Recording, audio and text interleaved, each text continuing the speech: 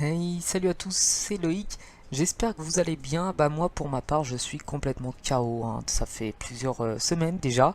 Mais ça m'a pas empêché aujourd'hui de me lancer dans un montage.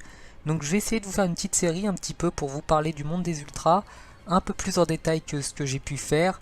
Vous expliquer bah voilà comment ça marche, comment ça se déroulait. Et donc la vidéo aujourd'hui portera sur les déplacements.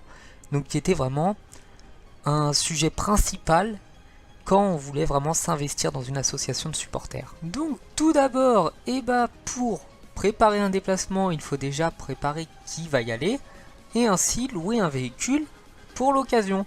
Par exemple, pour des petits déplacements, ça va être un J9. Pour les déplacements un peu plus gros, on va louer un minibus s'il y a un des gars qui a le permis pour conduire ce genre d'engin. Et pour les gros déplacements, on va passer forcément par des sociétés souvent d'ex-URSS, avec des chauffeurs qui ne comprennent pas un mot de français, qui ne savent pas lire une carte. Bon, c'est économique, mais le problème qui peut se poser, et mon père l'a déjà vécu, c'est que pour aller à Saint-Étienne en partant de Paris, ils sont passés par Clermont-Ferrand, qui est clairement pas du tout sur le même chemin. Bref, ils ont perdu 2h30 rien qu'à retrouver la route, mais ça, bien sûr, ce n'est qu'un détail quand on est un ultra. Ensuite, une fois que le chauffeur est arrivé, que tout est préparé, qu'on sait qui va aller au DEP, il faut prévoir aussi une petite marge de retardataire d'à peu près 5 heures. C'est-à-dire que si vous avez dans l'ambition de partir avant 13 heures, donnez rendez-vous aux gens à 7 heures devant le stade. Comme ça, les gars qui « Oh, j'ai oublié mon réveil » ou « Oh, je croyais que c'était demain le DEP », ces gens-là vont quand même arriver à l'heure. Bon, il y en a quand même qui arrivent à arriver après 13 heures. Mais bon, dans l'ensemble, tout le monde est là à l'heure.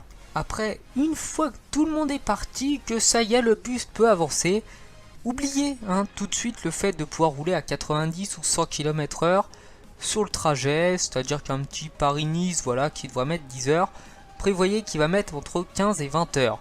Je m'explique. Toutes les 20 minutes, il y a des petits malins qui ont descendu une bonne dizaine de litres de bière qui te font suer en te disant « Oh, vas-y, dis au chauffeur de s'arrêter, j'ai envie d'aller aux toilettes. » Une fois d'accord, sauf que si on écoute les supporters, toutes les 20 minutes vous vous arrêtez. Bien sûr, pause de 20 minutes. Donc en gros, il faut compter 20 minutes, c'est la moyenne nationale. Bon.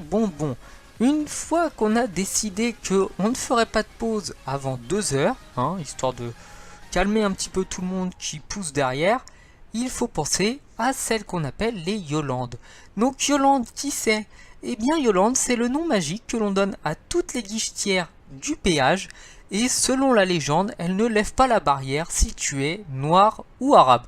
Donc dans ce cas-là, il faut prévoir que tous les Jean-Pierre, François, Patrick sont devant, on met tous les autres au fond, comme ça, pas de risque qu'elle ne lève pas la barrière. Une fois le départ lancé, les péages passés, si vous vous arrêtez sur une aire de repos, chose très grave et très dangereuse à faire, il faut recompter au moins 3000 fois les gars, savoir qui est là, qui est parti, qui est allé aux toilettes, qui est allé acheter des trucs, qui est allé piquer des trucs à la supérette.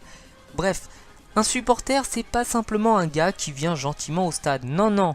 Une fois qu'il est avec ses potes et qu'il a bu plusieurs litres de bière, il devient aussi stupide qu'un enfant de 2 ans.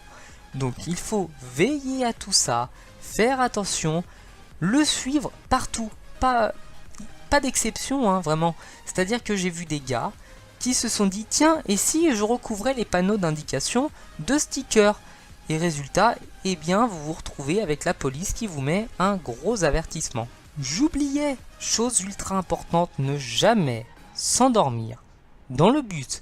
C'est un coup à se prendre des coups de marqueur, de stylo, de feutre, ou même simplement à se faire recouvrir de bière, ou de coca, ou de je ne sais quoi. Donc ne jamais dormir dans le déplacement, ou alors, dans ce cas-là, vous mettre à l'avant. En général, l'avant du bus est l'endroit le plus tranquille de tout le déplacement. Et enfin, normalement, vous devriez arriver au stade sans encombre. Bien sûr, évitez les petites provocations envers les policiers. En général, tout se passera très bien. Il faut également penser, dernière chose, à venir avec son courage. C'est-à-dire que Même si votre équipe fait des matchs pourris, qu'ils jouent le maintien, qu'ils sont nuls, comme le PSG dans les années 2007-2008, et bah c'est pas grave. Vous êtes là pour vous éclater, pour chanter pour Paris, ou pour n'importe quel autre club, moi je prends mon exemple, et c'est tout. En gros, eh bien voilà, je pense avoir fait le tour de comment s'organise un déplacement, comment se prépare tout ça. J'ai essayé d'être assez court quand même, parce que voilà, je fais pas non plus un reportage sur ça. Mais s'il y a d'autres sujets, voilà, dans le même genre, sur le monde des ultras qui vous intéresse, eh ben, dites-moi dans les commentaires. J'essaierai de vous expliquer un petit peu tout ça, de demander à des gens qui connaissent mieux que moi, etc. Et si ça vous a plu, eh ben, vous pouvez laisser un j'aime ou vous abonner.